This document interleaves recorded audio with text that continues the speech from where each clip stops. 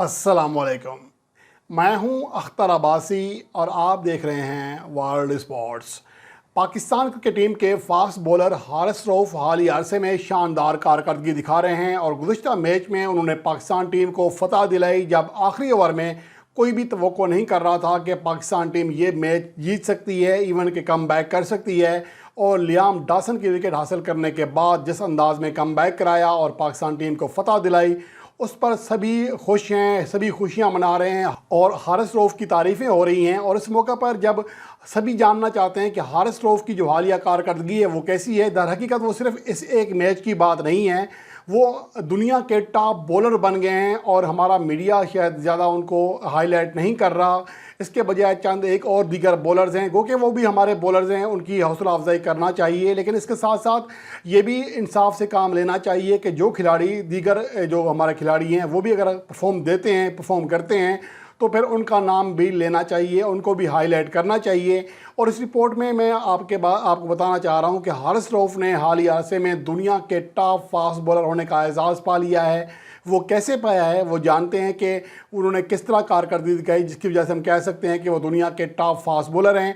अक्टूबर 2018 में उन्होंने अपना T20 डेब्यू किया था लाहौर कलंदर के लिए। उसके बाद से अगर उनकी हम कारकर्दगी देखें, वो भी अबूधाबी में कोई मैच था जहां पर डेब्यू किया था, T20 डेब्यू था उनका।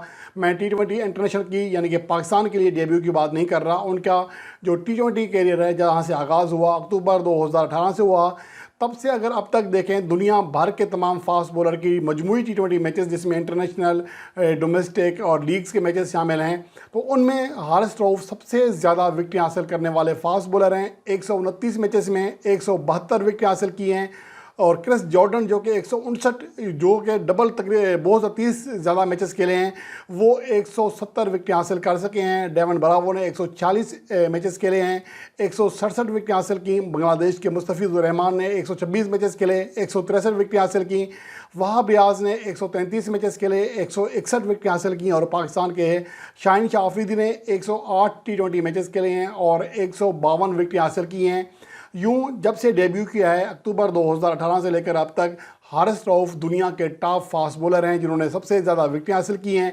और उसके अलावा अगर हम T20 इंटरनेशनल डेब्यू यानी कि जब पाकिस्तान के लिए पहली बार खेले थे जनवरी 2020 में, उसके बाद से यानी कि जब वो पाकिस्तान टीम में आए तो वो ज़्यादा इस्टेब्लिश बॉलर थे जिसकी वजह से सिलेक्टर्स ने उन पर एतमाद किया। तो उसके बाद अगर उनकी हम कारकर्दगी देखें मजमूई T20 मैचेस में, जिसमें फास्ट बॉलर भी शामिल हैं, स्पिनर्स भी शामिल हैं, तो मजमूई तौर पर वो दुनिया के दूसरे ज़्यादा विकेट हासिल करने वाले बॉलर हैं और फास्ट बॉलर में बदस्तूर सबसे आगे मौजूद हैं। इस अरसे में अफ़गानिस्तान के सिर्फ राशिद खान उनसे आगे निकल सके हैं, लेकिन उन्होंने उनके मुकाबले में कहीं गुना ज़्यादा मैचेस खेले हैं। 155 मैचेस में 203 विकेट हासिल किए हैं, जबकि हारिस रऊफ ने 109 T20 मैचेस में 140 विकेट हासिल किए हैं जनवरी 2020 से। इसके अलावा मुस्तफिजुर रहमान ने 96 मैचेस में 130 विकेट हासिल की। शाहीन शाह अफरीदी ने 88 मैचेस खेले, 125 विकेट हासिल किए हैं। और डेवन ब्रावो ने 106 मैचेस में 124 विकेट हासिल किए हैं। और उसके अलावा 24 जनवरी 2020 को T20 इंटरनेशनल डेब्यू किया था पाकिस्तान के लिए हारिस रऊफ ने। उसके बाद से अगर हम पाकिस्तान के बॉलर्स पर निगाह डालें जो कि ज़्यादा विकेट हासिल करने में कामयाब रहे T20 इंटरनेशनल मैचेस में, जिसमें हम लीग के या जो डोमेस्टिक मैचेस हैं उनको हम शामिल नहीं कर रहे, सिर्फ वो मैचेस शामिल कर रहे हैं जो कि इंटरनेशनल मैचेस थे, उनमें भी हारिस रऊफ पाकिस्तान के टॉप विकेट टेकर हैं। मजमूई तौर पर 45 मैचेस की 43 इनिंग्स में बॉलिंग कराई, 56 विकेट हासिल किए हैं। और इस अरसे में पाकिस्तान का कोई भी दूसरा बॉलर विकेटों की 50 मुकम्मल नहीं कर सका। शादाब खान ने 35 विकेट हासिल की, शाहीन शाह अफरीदी ने 33 विकेट हासिल की, उस्मान कादर ने 29, हसन अली ने 25 और मोहम्मद नवाज़ ने भी 25, जबकि मोहम्मद हसनैन ने 21 विकेट हासिल की हैं। गो के स्ट्राइक रेट के हवाले से अब देखना है कि स्ट्राइक रेट बहुत खासा बेहतर हुआ है हारिस रऊफ का। इसके अलावा अब उनका बतदरीज इकनॉमी रेट भी बेहतर हो रहा है। इससे पहले आप देख सकते हैं कि जब उनका रन्स देने की जो रन्स बहुत ज़्यादा दे रहे थे जिसकी वजह से उन पर तनकीद भी हो रही थी, लेकिन हालिया अरसे में उनका इकनॉमी रेट भी खासा बेहतर हुआ है।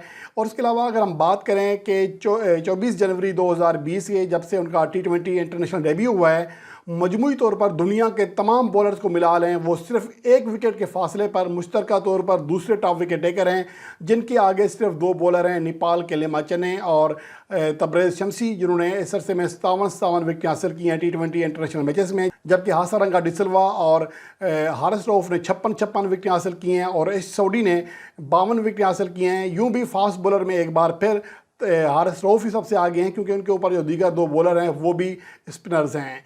इसके अलावा अगर हम बात करें 24 जनवरी 2020 से हारिस रऊफ के T20 इंटरनेशनल डेब्यू के बाद से कितने फास्ट बॉलर ने ज़्यादा विकेट हासिल की हैं, तो यहाँ पर हारिस रऊफ 56 विकेटों के साथ सर फहरिस्त हैं। वो वाहिद फास्ट बॉलर हैं जो कि इस अरसे में T20 इंटरनेशनल विकेटों की 50 मुकम्मल करने में कामयाब रहे।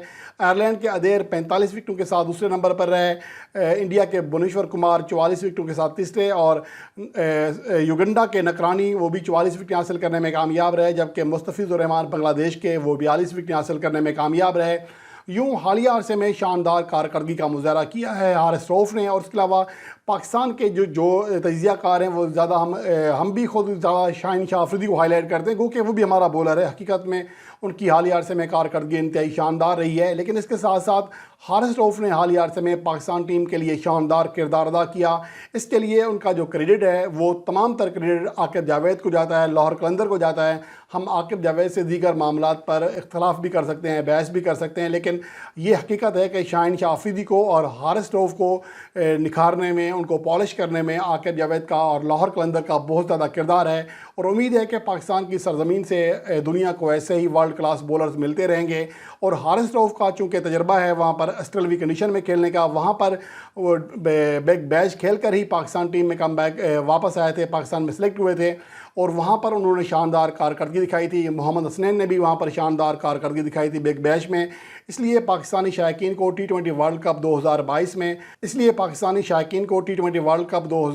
में हारिस रऊफ के साथ साथ मोहम्मद हसनैन से भी उम्मीदें वाबस्ता हैं। गो के गुज़िश्ता मैच में 1 ओवर में क्रोशल में जब सूरत हाल थी, लियाम डॉसन के खिलाफ 1 ओवर में 24 रन दे डाले थे मोहम्मद हसनैन ने, लेकिन इसके बावजूद अगर उनकी बॉलिंग कारकर्दगी देखें तो शुरू के जो 3 ओवर्स में उन्होंने 16 रन दिए थे और 2 कीमती विकेट हासिल की थी पावर प्ले में, जिसकी वजह से इंग्लैंड बैकफुट पर चली गई थी।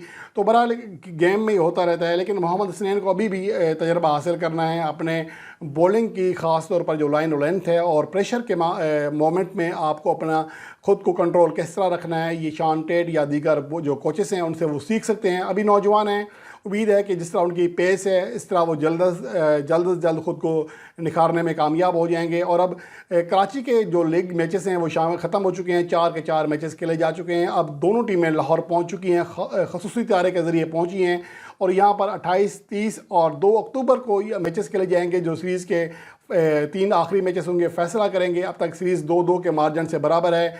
यूँ लाहौर के मैचेस बेस्ट ऑफ 3 बन गए हैं एक तरह से, और यहाँ पर भी शायकीन क्रिकेट बेसब्री से इंतज़ार कर रहे हैं, क्योंकि इंग्लैंड की टीम 17 साल के तवील इंतज़ार के बाद पाकिस्तान पहुँची है। और यहाँ पर भी अब देखना ये होगा कि जो पिच है कैसा उसका रवैया है, और उसके अलावा यहाँ पर पहले बैटिंग करना सही है या बाद में, क्योंकि यहाँ पर कराची की निस्बत लाहौर में कदरे अब शाम में सर्दी होना शुरू हो गई है, ठंडक भी पड़ती है, हो सकता है कदरे ओस भी पड़ना शुरू हो जाए, बल्कि पड़ रही है। तो ये चीज़ें इसका असर होगा टॉस के ऊपर। उसके अलावा जो अगली आने वाली वीडियोज़ हैं उसमें हम जायज़ा लेंगे इस बात का कि यहाँ पर टॉस करके जीतने के बाद पहले बैटिंग करना सही है या फिर बाद में बैटिंग करना सही है। इन तमाम अमूर का जायज़ा भी बहुत ही जल्द आप जान सकेंगे वर्ल्ड स्पोर्ट्स पर।